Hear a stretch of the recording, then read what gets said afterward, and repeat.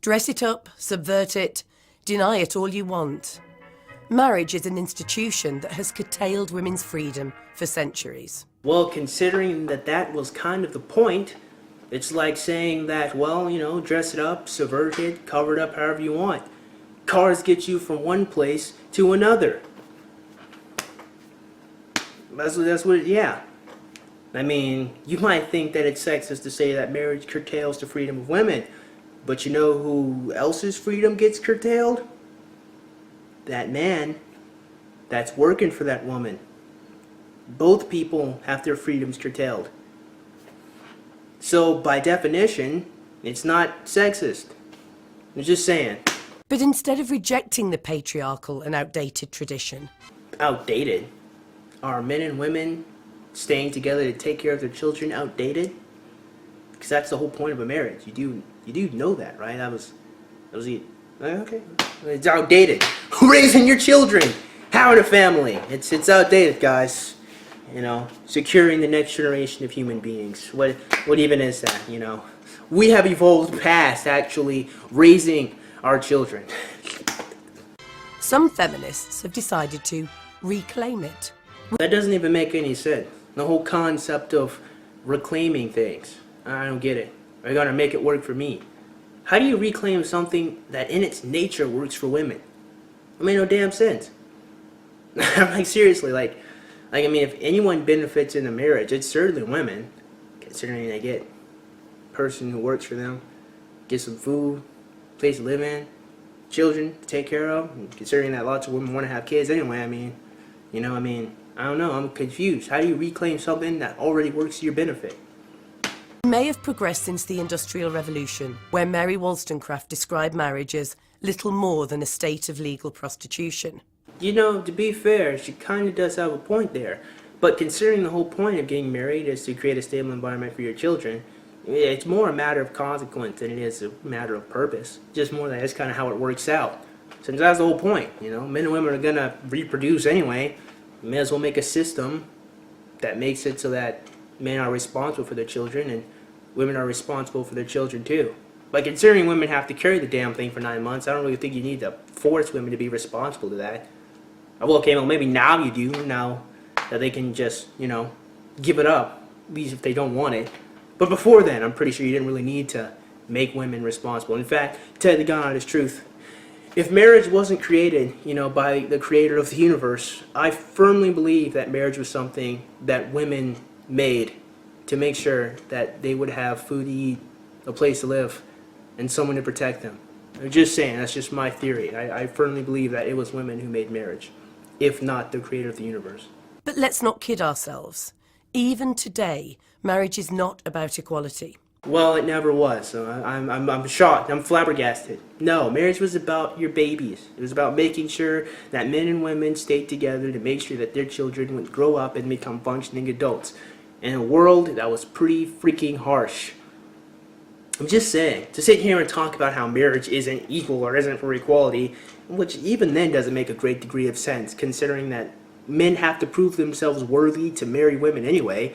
I mean, I don't really understand that. Like in your mind as a feminist, how do you look at men fighting not only just other men, but the world itself, with farming, agriculture, building dams to curve the river to the way they want them. I mean, the whole irrigation system that they made back in Mesopotamia, fucking spears and swords and arrows, fighting other men, and then, like I said, the world, like fucking saber-toothed tigers and mammoths and other animals and whatnot. How do you look at a world where men must prove themselves worthy to marry and reproduce with a woman and say that that's just not fair to women? How do you do that? That's amazing to me. It's about perpetuating male privilege. Yeah, I know. It's such a privilege, being the sole rock that makes sure that your family doesn't starve to death. It must be nice. It must be great. Yeah, awesome privilege. Wait, don't single mothers also have that privilege? Being both the primary caretaker and primary provider? But don't single mothers also constantly complain about how terrible it is? Being given away by your father may seem cute and romantic, but it stems from a time when women were seen literally as their fathers and then their husband's property. I think responsibility is a word that fits that situation a lot better. Seriously, I really do. And considering that there's a time where if your wife messed with a bunch of people, you were the one that got in trouble and arrested. I'm just saying, it seems more that she was more of a burden than she was a prize to be won. And even then, I'm pretty sure a bunch of women weren't sitting there complaining about the fact that a man was giving them food, water, and shelter. Because if they were, I mean, there's a word for that. It's called ungrateful. The majority of brides still opt for a white gown. Beautiful? Yes, indeed. Which is strange, considering that they're probably not virgins. At least not anymore. That's the whole point of having a white gown or a white wedding, to represent purity. And there's a whole reason for that. A pretty obvious reason. You know, back in the day, niggas didn't have Maury Povich, right? That's why. You know, a little common sense might help you out there. The implication that brides should be virgins is both ludicrous and insulting to women. Yeah, I know. Of course it is. Even though, considering, especially in Abrahamic faiths, well, at least, you know, in Christianity, men were also expected to be virgins too. I mean, the Hebrew Israelites, if you had sex with someone that you weren't married to, you had to pay their father, and then you had to get married to that person. Because they did not mess around with that whole promiscuity thing. Really, they didn't. And it was like that for a lot of cultures. Just like if you had sex with someone, you know, you bonded with them on a spiritual nature, so you gotta marry them. That's why they did it. But again, it's not, I mean, men were also expected to be virgins too. I mean, in the Bible it says it's a sexual sin against yourself to be promiscuous. So I mean, by definition, it's not sexist. I mean, you may not like it. You may not like the fact that people have to curtail their sexual pleasure to only be with one person, but it's not sexist, considering that it was applied to young men too. That a female who has had sex is somehow spoilt goods goes against everything feminists claim to stand for. Yeah, sure. But when I think about all the things that feminists stand for, it kind of makes me a little sad. It really does. I'm just saying, I'm not really a big fan of feminism, so I really don't care. I know feminists who've taken their husband's name because they say it's easier. Easier than changing your passport, email address, utilities bills and bank account details, I suppose. Is that a question or a statement? Is it easy? I don't know if it is easier. I don't really know. I mean, what can I get some more context to that? No? Okay, all right, continue. You're basically being branded, so anyone who sees your name knows immediately who you belong to. Well, that's some pretty awesome branding, considering at any point in time you can just remove it through like no-fault divorce. I mean, on a technicality, the whole thing of divorce is a concept that shouldn't exist technically, because when you vow to get married, you vow to stay with that person until you die. So, on a technicality, but even still, I mean, divorces are necessary. I'm not saying they should go away. What I am saying is people should have enough honor and integrity to at least try to keep their vows, right? At least try. Bearing in mind that if you're sitting here saying that marriage is such a shitty deal for women, you know the other person has vowed to protect her at the expense of his life, right? And to take care of her when she's sick. Both people make that vow. So if both people vow to take care of the other person, and by proxy the children, since that's the whole point of getting married, how exactly is this sexist against women? Saying that women have to take their husband's last names, I mean, sure, I guess, but men have to take the responsibility over that woman too. You know, a lot of feminists would bring up the fact that women weren't able to open up their own bank accounts, or they had to have their husband's permission. Well, that's because the man was the one who had to pay back the loans in case she messed up. So, I mean, she curtailed her freedom, but he gained her responsibility. So maybe she's all locked up, but he's the one who's got to go outside and fight dragons. Even if a woman does away with all these traditions, accept it. Marriage can never be a feminist act. I know, because that would mean women would have to work for men and vice versa, and can't have that.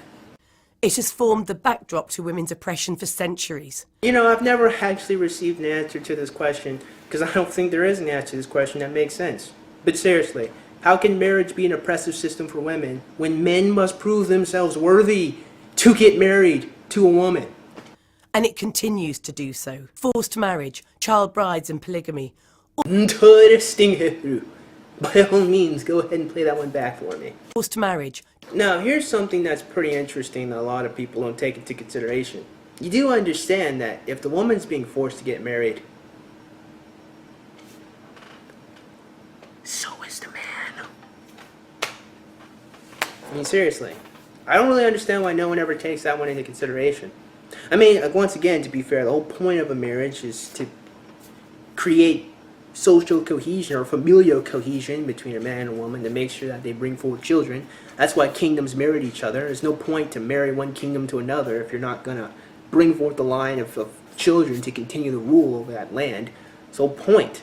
So yeah, I mean, forced marriages suck, but again, it happens to young men too, or old men, but it still happens to men, because if a woman's being forced to get married, she's getting forced to get married to, like, come on, you know, fill in the blank. Child brides and... Now, that one is a good one. However, it's something that really doesn't have much of anything to do here in Western society, so you're safe. As far as everywhere else go, I can completely understand why that would be a problem. So, I don't really have anything else to say other than I can understand. I agree, that is an issue. Children really shouldn't be getting married. polygamy. I don't know about that, lady. To be completely honest, I think polygamy is something that works more towards women's benefit than it does for men. I mean, seriously, like, I have a very tough time dealing with one woman, let alone 3. I mean, like, seriously, like, I have a tough time just dealing with the emotions of one woman. I mean, who honestly really wants to get married to 3 people? I don't know, man. Maybe Mormons might do it, but you're a better man than me. Fuck that shit. In fact, I look at that damn thing as a punishment, right? Like if I broke the law, it would seem that it would be a punishment for someone to say, I gotta get married to 3 other women. Interesting. Robbery, battery. You are one shitty person. Yeah. I think I got it. I have the appropriate punishment. Instead of getting married and taking care of one woman, you must take care of 3! No! I'm just saying, man, that would be my reaction to the whole situation. Like, just saying, women are tough people to deal with. And all things considered, like, I know most people will stop and think, yeah, guys get to have a bunch of sex with 3 different women. Foursomes everywhere. But one, I have no interest in having sex with a bunch of women at the same time. I'm a very monogamous person. But again, two, I mean, like, really, you're gonna take on taking care of potentially 9 different children, or like 6 to 9 different kids, just so you can continuously have a bunch of orgies? I mean, that's your prerogative if you want to, but not I.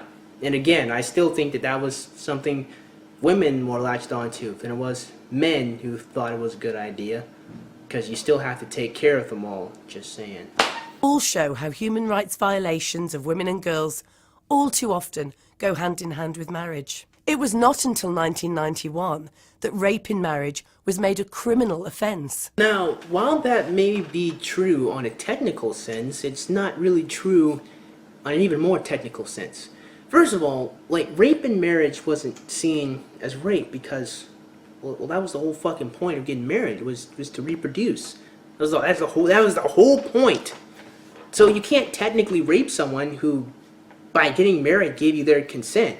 Which would mean that, you know, men had to have sex with women too. So men couldn't just be like, nah, bitch, I'm not having sex with you tonight.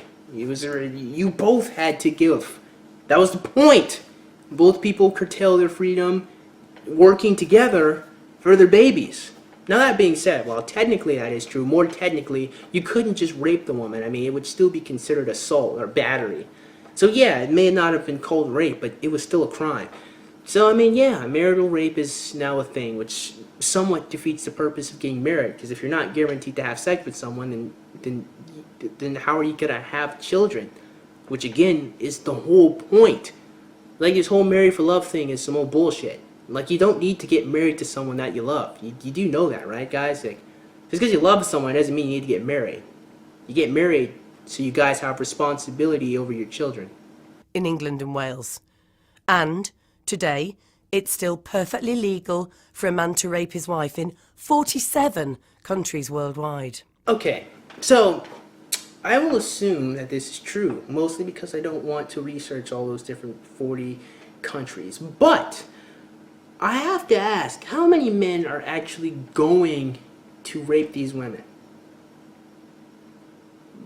I mean, probably a few, right? I mean, probably out of the millions of men who live in these countries, how many of them are really just going to rape the woman? I mean, it may be legal, but I mean, how many people are going to do it? Smoking is legal, but how many people smoke? Drinking is legal after 21. How many people drink? I mean, yeah, sure, you'll have people who do it. The point that I'm making is just because something is legal, it doesn't mean that vast majority of someone's society is going to do it. And I just don't believe. I have a very fucking tough time believing that men really don't like women all that much. I mean, if men really did hate women to such a degree, I don't see why they would rape them. I mean, maybe as a punishment, but I mean, but if you really hated women, why would you even want to punish them in that particular way? I don't know. I'm just saying, it might be legal there, but I don't believe most men are just going around raping their wives. I just don't. Maybe that means I have too much faith in men, but whatever. So if you want to get married, then just get on with it. But please stop pretending that because you're a feminist, it's some kind of subversive statement. Yeah, if you want to be fat, be fat. But please stop pretending that it's some kind of subversive statement. If you want to be a whore, be a whore. But stop pretending it's some kind of perversive statement. Because it's not. I mean, seriously, the whole reclamation thing is just this stupid, dumbass concept. Like, in general. It's not just marriage, but just in general. It's dumb as hell. I love Snoop Dogg, despite his woman-hating lyrics. Bitches ain't shit but hoes and tricks. But I don't pretend that listening to him is a feminist act. You know, there's something that's been bothering me since I read the title of your video. Feminist is a noun, not an adjective. And yet you use it as if it is an adjective. But to be completely honest, I'm not entirely sure what exactly how feminist would work as an adjective. As in, how would you define it as something that works for the benefit or the equality of women and men? Because it really wouldn't make sense to use feminist as an adjective here in marriage either, considering that it is a system that worked towards mostly women's benefit. So in order to be a feminist act, you would have to make women more responsible in taking care of men, instead of making men more responsible in taking care of women. I'm just saying, I mean, when it all comes down to it, working in the coal mine, even being an accountant, especially being a soldier, say a warrior or a hunter, it doesn't really sound much like a privileged position. And women should stop pretending that marriage is anything other than a tool for their own oppression. Like, once again, like, seriously, men have to prove themselves in order to date a woman, let alone marry her. In what system of oppression does the oppressor get down on one knee and ask to oppress their servant? They really? Does that actually make sense to you? Does it? Serious question, by the way. I'm not asking that in a rhetorical sense. I really want to know. I really want to answer that question. Anyway, as the late human rights lawyer Paula Ettelbrick said, marriage is a great institution, if you like living in institutions.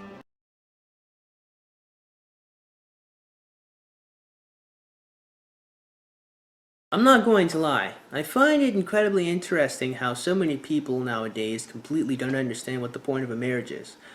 I mean, on the one hand, you have men going their own way who say they don't want to get married because divorce laws are shitty, and that's actually completely reasonable. I completely understand that. On the other hand, you'll have feminists over here who say they don't want to get married because it's oppressive and it curtails women's freedom, which is a very interesting thing to me because both sides are kind of missing a key thing. Marriage wasn't created for men, and it wasn't created for women. It's created for your children. So even if marriage does end up being a shitty thing for men and a shitty thing for women, and it's not, but if it does, the most important thing is your children, your final product. What's most important is the fact that you as a man and you as a woman work together to make sure your child has a stable environment. So going around saying that marriage sucks because women take their husband's last name, or it sucks because men become responsible to women, I mean, it really doesn't matter. And I really don't care if it sucks because you as a man lose out on something or you as a woman lose out on something. Marriage isn't for you. It's for your children. So if your children gain even though you lose, I still call that a win. So hopefully, after watching this video, you people understand.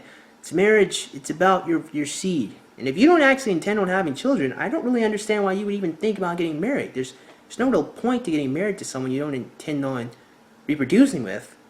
I mean, you can still do it. I just don't see why you would, you know? It's strange, but nah, whatever. Hopefully you guys learned something new today. I know a lot of people think that marriage is just some shit that lovebirds do, but it's not. Hopefully, again, you people have learned something new. So with that being said, man, I certainly hope you guys enjoyed today's video, and if you did, man, go ahead and click the like button. Shoot, go ahead and click that subscribe button. Comment in the comment box below, and as always, you guys have yourselves a great day. I will see you cool cats soon. Adios.